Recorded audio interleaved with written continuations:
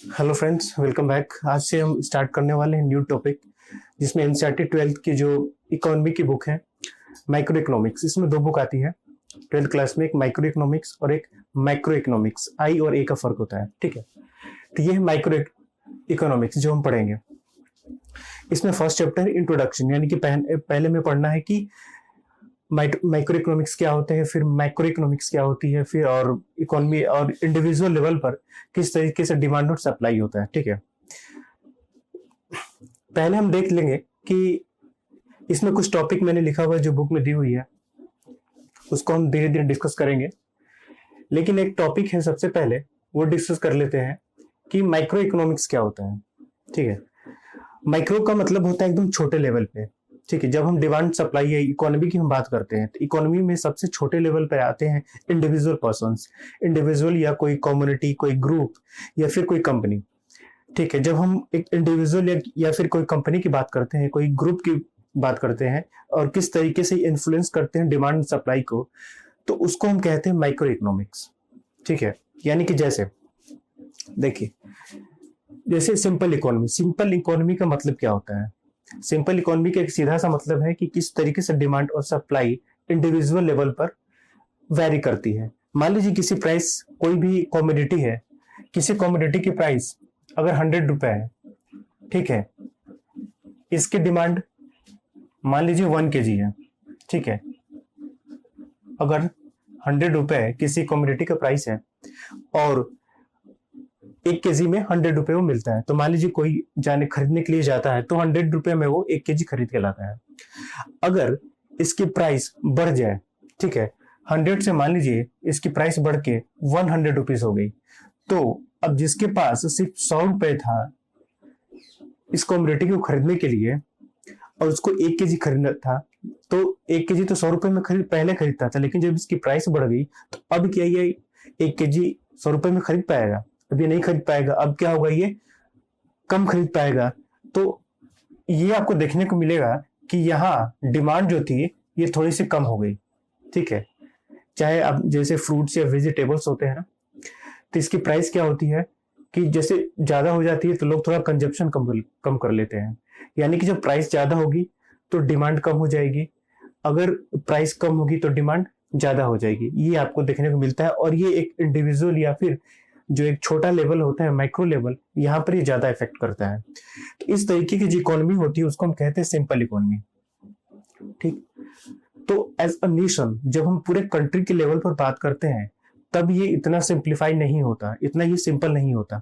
वहां पर बहुत सारे फैक्टर्स होते हैं, एक्सपोर्ट इंपोर्ट होता है, अनएम्प्लॉयमेंट होता है, इनकम स्टेट क्या है लोगों की, बहुत सारी चीजें हैं जो फिर डिटरमाइन की जाती है।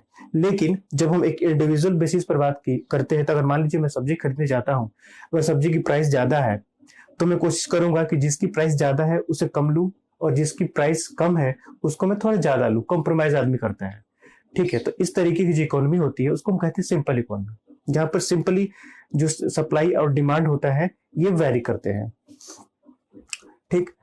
तो इस तरीके की जो इकोनॉमी होती है, तो सबसे पहले हम देखेंगे इनके साथ प्रॉब्लम क्या है।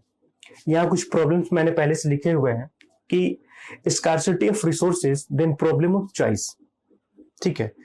सेम चीज, मान लीजिए एक सब्जी, वेजिटेबल्स ही लेते हैं या फिर कोई भी आप फ्रूट ले लीजिए। अगर एक फ्रूट मान लीजिए एप्पल है, ठीक है, और एक ऑरेंज है, दो फ्रूट है, ठीक है। अब इसकी प्राइस मान लीजिए ये 60 रुपए पर केजी है, 60 रुपए पर केजी, सॉरी 50, और ये 60 रुपए पर केजी ऑरेंज, ठीक है। अगर हमारे पास सिर्फ कितने हैं खरीदने के लिए प्राइस, मान लीजिए एक 100 रुपीज, अगर हमारे पास 100 रुपीज है सिर्फ खरीदने के लिए और हमें ये दोनों एक केजी खरीदने हैं, तो अगर इसको 1 केजी लेते हैं, इसको 1 केजी लेते हैं, तो 110 हो जाएगा, ये 110 हो जाएगा, तो हम नहीं खरीद सकते 1 केजी। तो हम क्या करते हैं, कॉम्प्रोमाइज करते हैं। फिर हम देखते हैं कि इनमें से हम कौन सा कम ले सकते हैं और कौन सा ज्यादा ले सकते हैं। ये हो सकता है कि थोड़ी हमारी एप्पल के लिए प्रेफरेंस ज्यादा हो, या हमें एप्पल पसंद ज्यादा हो, या फिर हम एप्पल की जरूरत ज्यादा हो। तो इस वजह से हो सकता है कि ये हम 1 केजी ले लें और ये वाला थोड़ा सा कम ले लें ताकि 100 रुपए में आ जाए। तो हम यहाँ पर क्या करते हैं, अपना प्रेफरेंस या चॉइस जो होता है ना वो सेट करते हैं, अपनी चॉइस के साथ कॉम्प्रोमाइज करते हैं। ठीक है, दोनों हमें खरीदना था, दोनों हमारी चॉइस थी, लेकिन हमारे पास जब रिसोर्सेस नहीं है यानी कि पैसा नहीं है, तो फिर हम क्या करते हैं, फिर अपना एक दोनों के ऊपर में, अब दोनों में बेस्ट कौन सा चॉइस है हमारा, फिर उसको सेट करते हैं। यानी कि जब आपके पास रिसोर्सेस कम होती है तब क्या होती है, प्रॉब्लम ऑफ चॉइस आती है। ठीक है, सेम चीज, रिसोर्सेस आपके पास कम होगी तो चॉइस का प्रॉब्लम आएगा। फिर आपको प्रेफरेंस देखना पड़ेगा कि बहुत सी आपकी जरूरतें, जैसे क्या होता है कि अब डेली लाइफ में चीजें आप जो जरूरतें यूज करते हैं, फिर आपके पास जो पैसा कम है तो उसके अकॉर्डिंग आप अपनी प्रेफरेंस देखते हैं कि सबसे ज्यादा प्रेफरेंस वाली कौन सी चीज है जिसे हमें पहले करना चाहिए। तो वही बात है। ठीक, अब दूसरी चीज, what is produced and in what quantity. ठीक है, अब मान लीजिए कि अगर एप्पल की मार्केट में स्कार्सिटी है, ठीक है, और एप्पल का डिमांड बढ़ रहा है, तो जब एप्पल कम है मार्केट में और इसका डिमांड बढ़ेगा तो क्या होगा कि इसका प्राइस भी बढ़ेगा। तो ये एक इंडिकेटर होता है। ठीक है, मान लीजिए कि 50 केजी था लेकिन इसका डिमांड बढ़ रहा है, तो डिमांड बढ़ रही है तो इसका प्राइस भी बढ़ेगा। अब 50 से बढ़ के इसका 60 रुपीज प्राइस हो गया डिमांड बढ़ने से। तो जब प्राइस बढ़ता है इसका मतलब डिमांड बढ़ रही है या फिर प्रोडक्शन घट रहा है। जब प्रोडक्शन घटेगा इसका मतलब अगेन कि उसके कंपैरिजन में डिमांड बढ़ गया। अगर प्रोडक्शन उतना ही है लेकिन लोग ज्यादा खरीदने के लिए जा रहे हैं तो फिर डिमांड बढ़ा। तो दोनों सिचुएशन में ऐसा होता है कि एक इंडिकेशन होता है कि जो लोग एप्पल का प्रोडक्शन कर रहे हैं उनके लिए ये इंडिकेशन होता है कि उन्हें अब एप्पल के प्रोडक्शन को बढ़ाना चाहिए। ठीक है, तो इस बेसिस पर वो डिसीजन लेते हैं कि कितना प्राइस में इंक्रीज हुआ है, उसके अकॉर्डिंग हमें कितना बढ़ाना है। ठीक है, what is produced and in what quantity. ठीक है, इन दोनों में इसकी प्राइस बढ़ी है ना, एप्पल की प्राइस बढ़ गई है डिमांड ज्यादा होने की वजह से, इसकी प्राइस तो भी कांस्टेंट है 60 है। तो जब इसकी प्राइस बढ़ी है तो जो इसके कल्टीवेटर हैं जो इसको प्रोडक्शन करने वाले हैं तो उनको पता ये हुआ कि हमें ऑरेंज की सप्लाई नहीं बढ़ानी, ऑरेंज को वैसे ही रखना है कि उसकी डिमांड कांस्टेंट है, लेकिन एप्पल की डिमांड बढ़ रही है, इसकी वजह से हमें एप्पल की प्रोडक्शन ज्यादा बढ़ानी पड़ेगी। और कितनी बढ़ानी पड़ेगी, अब ये उनका कैलकुलेशन होगा कि 10 रुपए अगर बढ़ा है तो हमें कितना बढ़ाना पड़ेगा। ठीक है, हो सकता है पर डे उनको 100 केजी बढ़ाना पड़े, एक हाइपोथेटिकल एग्जांपल है। ठीक है, उनको 100 केजी बढ़ाना पड़े पर डे प्रोडक्शन। ठीक है, ये इंडिकेशन भी होता है जो प्रोडक्शन करते हैं उनके लिए। ठीक है, तो what is produced in what quantity, इस तरीके से ये भी डिसाइड होगा। ये सब प्रॉब्लम्स है। जितना ये सिंपली यहाँ पर हम देख रहे हैं समझ रहे हैं, इतना सिंपल ये होता नहीं, ये बहुत ही काफी कॉम्प्लेक्स होता है, क्योंकि पूरा ये नेशन वाइड पर एक पूरी कंट्री के लिए जब आपको करना होता है तो डिसीजन मेकिंग वहां पर काफी कॉम्प्लेक्स हो जाता है, क्योंकि डेटा नहीं रहते, पर्टिकुलरली फिर रिकॉर्ड्स नहीं रहते, तो काफी ठीक है कॉम्प्लेक्सिटी हो जाती है। तो बहुत सिंपल तरीके से हमने देख ली। फिर how are this goods produced, अब ये गुड्स किस तरीके से प्रोड्यूस होंगे ये मैकेनिज्म आपको देखना पड़ेगा। अब ये हो सकता है कि एप्पल को प्रोडक्शन करने के लिए उनके पास जो लैंड थी या रिसोर्सेस थे लिमिट थे, लेकिन अब इसका प्रोडक्शन हमें बढ़ाना है तो हमें अलग से लैंड चाहिएगा, तभी तो आप उस एप्पल ट्रीज लगा पाएंगे। उसके लिए रिसोर्सेज चाहिए, पैसे चाहिए। ठीक है, और भी बहुत सी चीजें होती हैं जो प्रोडक्शन के लिए जरूरी होती हैं। ठीक है, तो कैसे प्रोडक्शन किया जाएगा, साथ ही साथ for whom are this goods produced, ये गुड जो है, ये एप्पल जो है वो किसके लिए प्रोड्यूस किया जाएगा। अब सोचिए, हर कमोडिटी को खरीदने वाले हर सेक्शन के लोग नहीं होते हैं। ठीक है, चलिए मान लीजिए एप्पल का जो एग्जांपल था, एप्पल सभी लोग खरीद सकते हैं। ठीक है, अगर हम एप्पल से एक महंगी एग्जांपल लेते हैं, मान लीजिए हम एक बाइक खरीदना है। ठीक, अगर हम बाइक का प्रोडक्शन करना है तो क्या बाइक को सभी लोग खरीद सकते हैं? नहीं, जो बिलो पॉवर्टी वाले लोग हैं, बीपीएल वाले लोग, वो बाइक नहीं अफोर्ड कर सकते हैं। तो जो बाइक मैन्युफैक्चरर है उसको पता होना चाहिए कि हमें किन लोगों के लिए ये बाइक बनानी है। अगर वो 60,000 की कोई बाइक बना रहा है तो इसे कौन खरीदेंगे? मिडिल क्लास के लोग। वो ये एक्सपेक्ट नहीं कर सकता कि जिसकी इनकम करोड़ों में है वो 60,000 की बाइक कर देगा, नहीं कर देगा ना।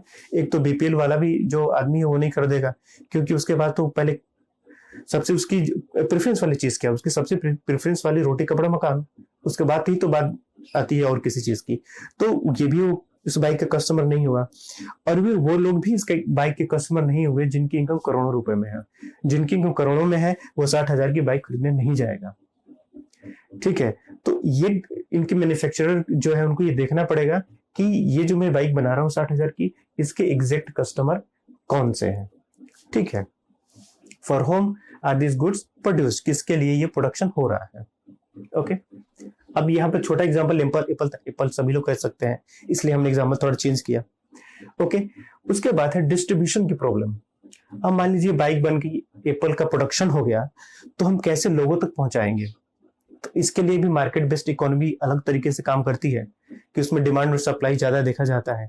फिर जो गवर्नमेंट बेस्ड यानी कि जो पब्लिक सेक्टर होती है वो अलग तरीके से काम करती है, जिसमें गवर्नमेंट क्या करती है, वो फैसिलिटीज प्रोवाइड करती है। तो ये डिस्ट्रीब्यूशन हुआ ना, जैसे कि हम पीडीएस देखते हैं, पब्लिक डिस्ट्रीब्यूशन सिस्टम।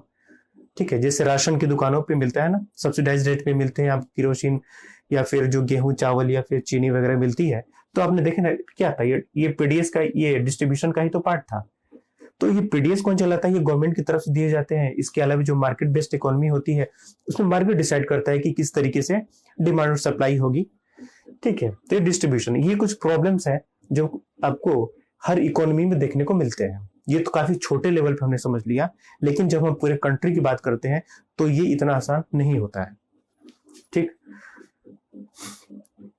अब देखते हैं प्रोडक्शन पॉसिबिलिटी सेट, ये क्या होता है। अब देखिए बहुत सी चीजें हैं कि मान लीजिए हमारे पास, अगेन एग्जांपल से यही लेंगे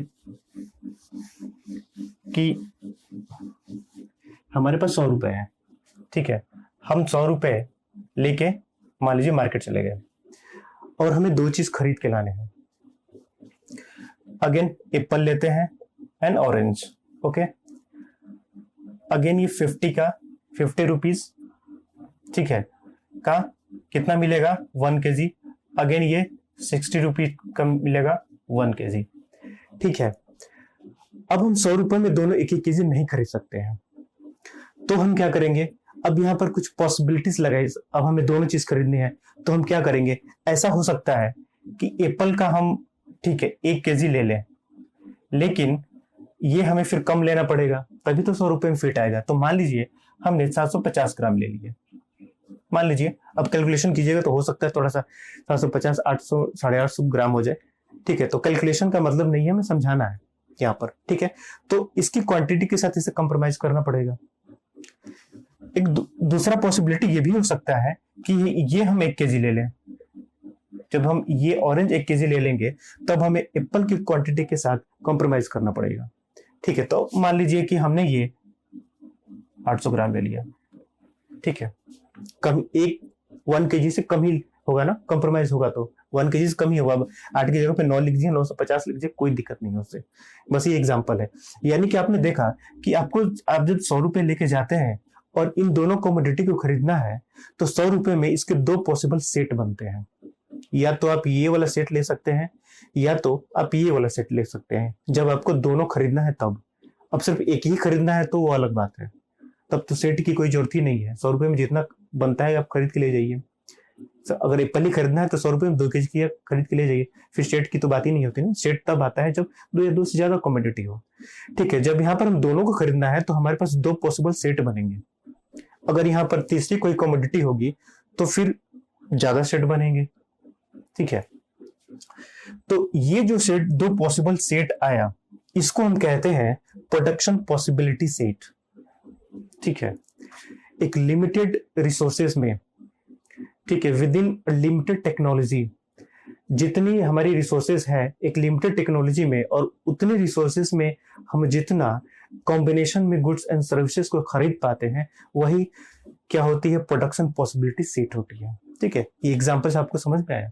ये 2 पॉसिबिलिटी सेट मिली, यानी कि यही 2 में से एक सेट हम खरीद सकते हैं, और ये दोनों सेट क्या कहलाएंगे, प्रोडक्शन पॉसिबिलिटी सेट कहलाएंगे। ठीक है, अब आगे देखते हैं प्रोडक्शन पॉसिबिलिटी फ्रंटियर। ओके, ये 2 सेट बन गया हमारा। ठीक, अब मान लीजिए कि कभी कभी ऐसा होता है कि 100 रुपए में हम ये दोनों, मान लीजिए एक खरीद के लेते आए हम, मान लीजिए ये खरीद के हमने लाया। और जब हम खरीद के लाए तो पता चला कि ये जो 750 ग्राम ऑरेंज था, इसमें से 50 ग्राम ऑरेंज खराब निकला। 50 ग्राम ऑरेंज खराब निकला, तो इफेक्टिव हमें कितना मिला? 700 ग्राम ही तो मिला, बाकी 50 ग्राम वो वेस्ट था ना। तो 50 ग्राम वेस्ट का मतलब क्या था? 50 ग्राम का जितना प्राइस हुआ वो आपका वेस्ट चला गया। ठीक है, 50 ग्राम का जितना जो प्राइस था वो वेस्ट चला गया। अब समझिए, यहां पर एक कॉन्सेप्ट आता है फुल्ली यूटिलाइजेशन या फिर ऑप्टिमम यूटिलाइजेशन रिसोर्सेज, ठीक है, या फिर मैक्सिमम यूटिलाइजेशन ऑफ रिसोर्सेज। ठीक है, यानी कि 100 रुपया हमारे पास जो रिसोर्स था इसका मैक्सिमम यूटिलाइज किया जा सके, यानी कि 100 रुपए में हम बेहतर से बेहतर प्रोडक्ट खरीद के ला सके। लेकिन यहाँ 50 ग्राम खराब निकलने की वजह से हमारा कुछ फ्रैक्शन इसमें तो नुकसान चला गया, तो ये क्या हुआ? ये हमारा लॉस हुआ। ठीक है, तो सेम चीज, ये जो सेट होते हैं, इन सेट में से कोई भी सेट हम सेलेक्ट करें, जब गुड्स एंड सर्विसेज होती हैं उनके कॉम्बिनेशन को जब हम मैक्सिमम रिसोर्सेज की यूटिलाइजेशन के साथ खरीदते हैं, तब हम उसको कहते हैं प्रोडक्शन पॉसिबिलिटी फ्रंटियर। अगर ये खराब नहीं निकला होता, ये दोनों कॉमोडिटी एकदम 100% सही होती, तब हम कहते हैं कि 100 रुपए का हमने मैक्सिमम यूटिलाइजेशन किया। लेकिन अगर इसमें से 50% खराब निकली, इसका मतलब हमने 100 रुपए का मैक्सिमम यूटिलाइजेशन नहीं किया, क्योंकि 50 ग्राम के वजह से जितना नुकसान हुआ तो मैक्सिमम यूटिलाइजेशन नहीं हुआ ना। वो अगर मान लीजिए 100, वो 50 ग्राम का प्राइस मान लीजिए 2 ही रुपए है, वो तो आखिर 100 में से 2 रुपया बर्बाद चला गया, तो मैक्सिमम यूटिलाइजेशन कहाँ हुआ रिसोर्सेज का? ठीक है, तो ये समझ रहे फ्रंटियर क्या होता है? ओके, इसके बाद ये जो अपॉर्चुनिटी कॉस्ट है, ये हम नेक्स्ट पार्ट में देखेंगे, क्योंकि उसमें फिर अपॉर्चुनिटी कॉस्ट के बाद फिर देखेंगे कि कैसे पब्लिक सेक्टर मार्केट होता है, या फिर कैसे उसमें देखेंगे मार्केट बेस्ड इकोनॉमी होती है, और फिर डिफरेंस देखेंगे माइक्रो और मैक्रो इकोनॉमिक्स की क्या होता है। ठीक है, इसके बाद 2-3 टॉपिक्स बचे हैं, इसमें थोड़ा ज्यादा लंबा हो जाएगा, इसलिए थोड़ा उसमें भी मैं मर्ज कर दूंगा। ठीक है, तब तक मिलते हैं नेक्स्ट वीडियो में। तब तक के लिए बेस्ट ऑफ लक।